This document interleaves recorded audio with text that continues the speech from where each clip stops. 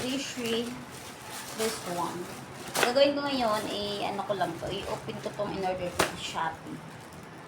Nag-order kasi ako ng plancha. Pero worth it naman siya kasi yung dati ko din, sa 200 plus. Tumagal din siya, ilang buwan ko din siyang nagamit. Saka hindi naman din ako araw-araw kasi talaga nagpa-plancha. Pagka lang, pag mayroon akong puntahan, minsan pagka babrasilin ako ng buhok, yun, nagpa-plancha ako. Basta, kaya din siguro tumagal siya. Hindi siya araw-araw talaga. So, ito yung in-order ko sa Shopee. Ito. Mura lang to, mura lang. Basta ano lang siya, to 70 ganun. So, i-open ko na siya.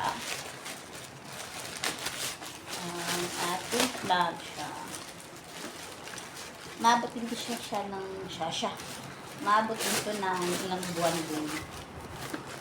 Okay. Ito siya. Charan! Kasi yung buhok ko, ayan, kulot siya. Kulot yung buhok. Ayan.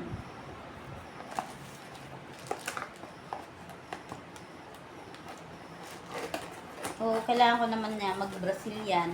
Lalagyan ng gamot dahil nagkulay ako ng aking buhok. Ito na siya. Magaan lang siya. Ayan. Pangbahay-bahay lang.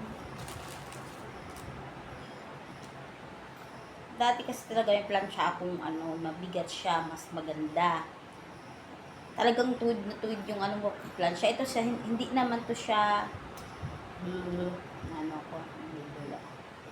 hindi naman talaga din to sobrang kasi syempre hindi naman siya ganun din mahal, di ba?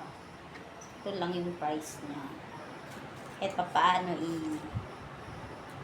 lang yung buhok ko.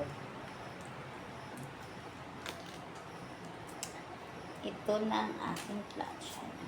Nice siya. Nice. Ayan. So, mabilis lang to.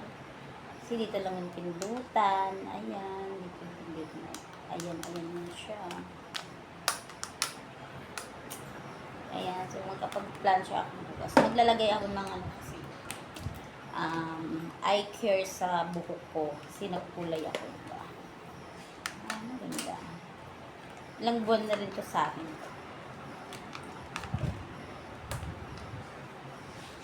Charot lang. Hindi siya mainit. Hindi siya nakasaksak. Ayan. Tapos, meron pa akong mamaya na pala. So, yun lang. Bagus.